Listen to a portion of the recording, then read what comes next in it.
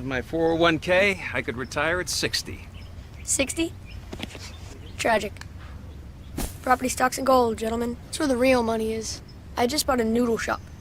I'll be retired by 14. As you were, gentlemen.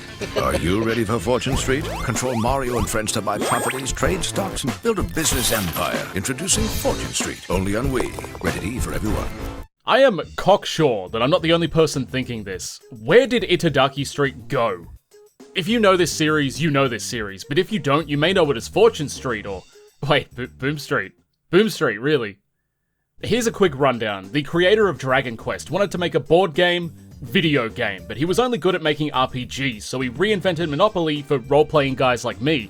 Starting on the Famicom, it would sporadically catch an entry on almost every major Japanese-oriented system right up until its current final release in 2017 for the PS4 and Vita, God rest its soul. From its first release in 1991 all the way up to its first PS2 release in 2002, Itadaki Street was a distinct series that you wouldn't know had any ties to Dragon Quest outside of a few slime-shaped stages.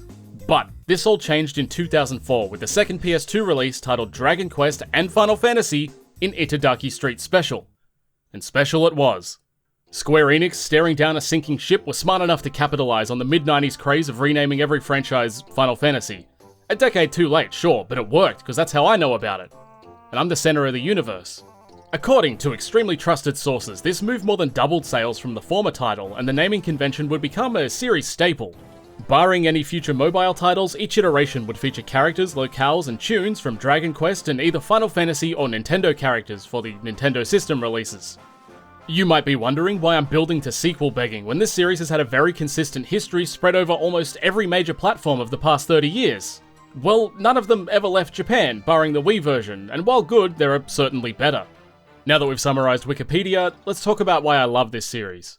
It is, at its core, Monopoly. However, Itadaki Street takes advantage of being a video game, automating tasks that would be a mathematical nightmare to perform manually, at least in real time. Not unlike the aforementioned board game, you roll dice, move around the board, and buy property split into districts in the hopes that your foes will stay at your overpriced hotels, pushing them to bankruptcy as a result of their lust for luxury. That said, I always buy the cheapest properties myself, which are more of a cockroach commune than appropriate housing. Though when you're gassed up on heroin, you can sleep anywhere. One of my major issues with Monopoly is that luck often disregards forethought. You could have this amazing plan and pre-trade pieces like a grandmaster only to consistently land in prison to no fault of your own. The only major concession to the luck element is trading, but nobody ever wants to trade, and you've got to have valuable things to offer, assets, things the prison population or those hooked on hotel stays generally don't. Itadaki Street addresses this in a few ways. For starters, moving around the board and collecting 4 suits, then returning to the starting space levels you up, granting a flat gold bonus, as well as extras based on shop ownership and how high a level you are. Naturally, as the game ramps up and you increase in levels, you don't have to own any property to have a decent income. It shits all over the $200 you get from pass and go. This suit pursuit heavily incentivizes a full board sweep during the early to mid game, as you want those investment bucks. It's toward the later game where that changes, which is where the level design steps in to assist. Plenty of maps are forked or connected via unconventional gating such as teleport spaces and can be carefully moved around to avoid your foe's properties, but you will have to often forego a suit or two, removing your access to central banking aid. Granted, this only works insofar as you get a lucky roll, but it aids the style of game far more than a linear square board. Boons are wrought not simply by passing the suits, but landing on them too allows you to select a tile from a big number board which can reveal all sorts of crazy effects, and creating a connected sequence of panels in your own colour grants cash bonuses. There are minigames which aren't to the level of a Mario Party, but are closer to a Dokapon title, where you've got to kill a metal slime in a mock RPG battle for example, and are given cash money for successful dispatch. It's both a privilege and a hindrance explaining the concept of turn-based RPG combat to normies when I sucker them into playing this shit, even more so against a metal slime. Each game has its own minigame selection. For example, there's a slot machine, chocobo races, treasure hunting through closets, and chocobo forest where you pick a path you can't see the end of and hope you get a neat prize. They're all heavily based on random elements, with minimal room for skill, some better, some worse, but they don't require the player be proficient in anything, really. Certain spaces can also grant income based on other players' actions, such as boon squares, which grant you 20% of all payments made until the next turn. And I don't know where the money comes from, but I'm not complaining. Almost everything is controlled and formulated by an algorithm, from property values to an endless variable of investment opportunities. If you had to figure this shit out manually, Itadaki Street would suck. I love dishing out tender in a physical board game, don't get me wrong, but imagine trying to work out 8% of a 734 gold payment because some guy owns 43 stocks in an area and needs his dividends. And now do all that while keeping the game moving at a reasonable pace. There are major advantages to being an electronic board game where hidden operators are largely in control, allowing for a significantly more enjoyable user experience. These are all minor parts of a larger piece, and they certainly help They certainly help Itadaki Street overcome its potential digital monopoly identity. However, we're still missing two huge pieces to this numeric puzzle: the stock and property markets. Everyone knows what stocks are, and they're not just gambling with extra steps. Trust me, I'm a crypto expert. In Fortune Street, properties are divided into groups of anywhere from 3 to 6, I think, and are color-coded, allowing you to invest in the neighborhood before it's gone. Stock prices generally start around the single digits or in the low teens, so if you're an early game investor, you can amass a hot stack of future wealth before things start to moon. Passing go or stock spaces allows you to purchase stocks, but they can be dumped at almost any time, which paves the way for a riskier, more aggressive flow if you're a high-T individual. The price of stock isn't necessarily influenced by how many you buy, though it does give a slight bump. The largest driver of wealth is property value. Unlike Monopoly, if you own a property you can invest in it, but you're not required to own the entire string of houses. You can straight up own one piece of an opponent's turf and give it a little boost. Investment limits are based on your total control of the area, where a single property can only be upgraded a small way, but owning every property can see you dump thousands into each, skyrocketing your stocks, creating a toxic cycle of renovating your homes on the liquidity generated from selling your stocks after you've inflated their value. It's a legitimate strategy. Not all property is built the same. There are vacant lots which can be molded into, let's say, utility spaces, which only appear on specific maps, and despite yielding less revenue than a standard house, their effects more than make up for it. An example is the balloon port, which allows the owner to travel to any space if he lands on it, while an opponent unlucky enough to hit it must pay a fee, and there's other cheat and bullshit too.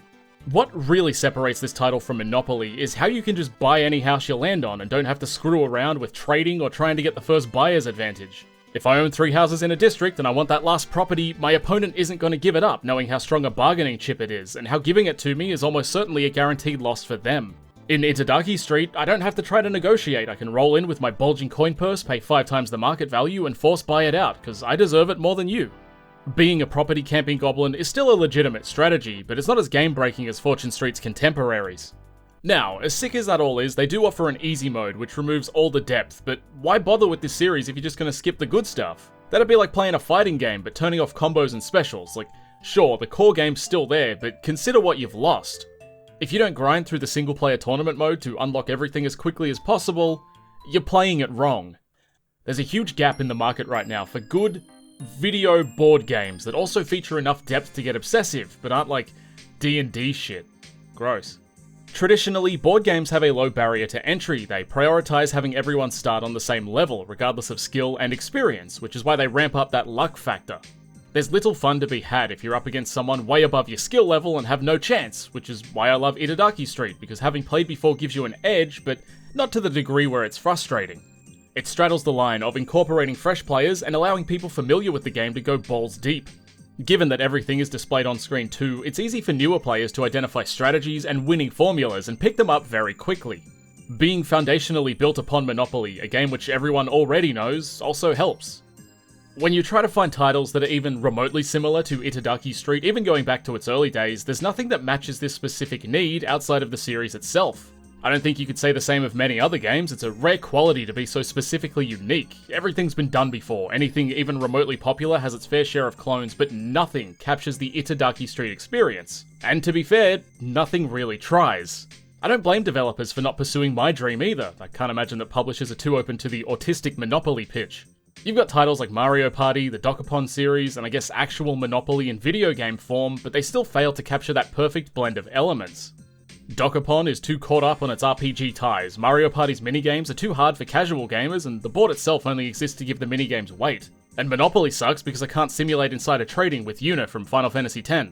There are quite a few Japanese board game video games, fuck, I'll never get used to saying that, but they remain untranslated, and probably for good reason. If not for the dense, untranslatable references to Japanese culture, then the quality of game will immediately shutter any desire. Also, what is it with the Japanese and trains? While I was capturing footage and sourcing info on games with a similar vibe, I actually stumbled upon 2 which are scarily close to my beloved. The first is a PS1 title known as Board Game Top Shop, wherein you move around a small board in the style of storefronts in a commercial zone with the intent of becoming a small business owner. A hilarious thought in 2023. Buying connected properties increases your total store size as well as inventory, and upon landing on an opponent's shop, you must peruse their wares and make at least one purchase. Every store is in a constant fire sale, everything's gotta go, and once it's gone for good.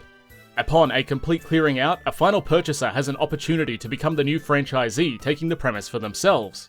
If Itadaki Street was blanked from existence tomorrow, I could probably fuck with this.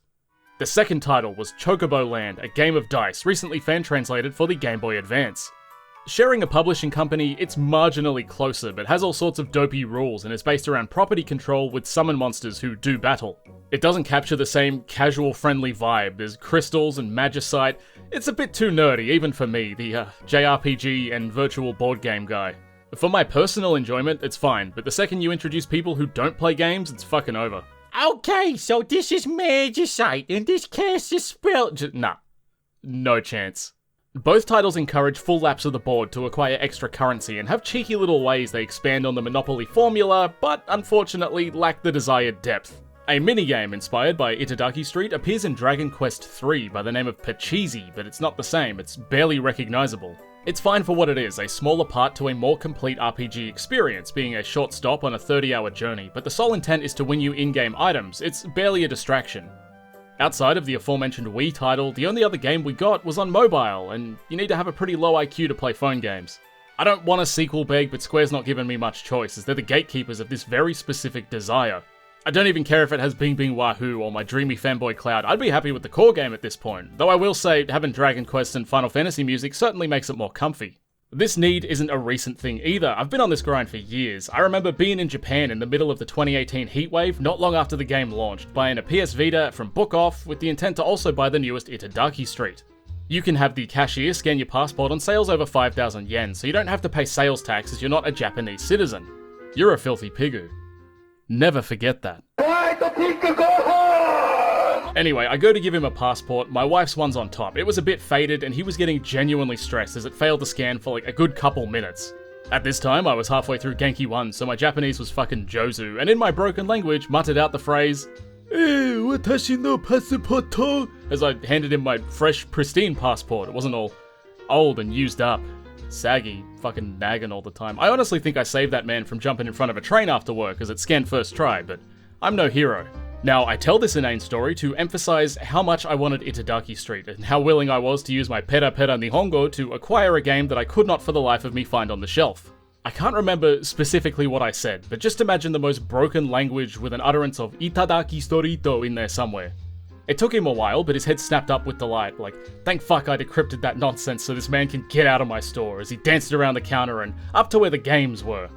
I trailed him like a lost puppy. He took a stern look at the shelf, scanning with his finger, then turned to me, said nothing, but shook his head and crossed his arms like the Thundercross split attack. I thought it was over for me, but I found a way around it. On that day, I vowed to never speak Japanese again, which is why I need this shit in English. Also, shoutouts to that guy, he was a champ. So I clearly want this game, right? I want Itadaki Street so bad that I tried the game Billion Road, which is on PC, Switch, and probably other shit, platforms that Itadaki Street is not on. Yet. So anyway, Billion Road fucking sucks. This game will not make me lose friends. At best, they'll give me a sus look for playing such dog shit. It, like, has monster collecting stuff, and I don't even know what the fuck was happening. I was pressing buttons and things were going. We've established that my Japanese is unusable, so how do I currently interface with the series? The translation patches, the unsung hero of lazy pigus and the Western fanbase. There's a few floating around, most notably for the PSP, PS2, and Vita versions, which is sick because I like those ones. All you really need is one good version though, and any of these will do the job, so thank you, translator guys. There are also play guides with images that help you select options written by some nice Itadaki friends. Shout out to those guys as well. Here's the deal, I'm not gonna lie and pretend that a new title in this series is gonna sell like hotcakes. It's not, we know this, Square Enix knows this, it's a very niche title. Bro, I'm not even sure I'd buy it. But I want a new one, so cough it up.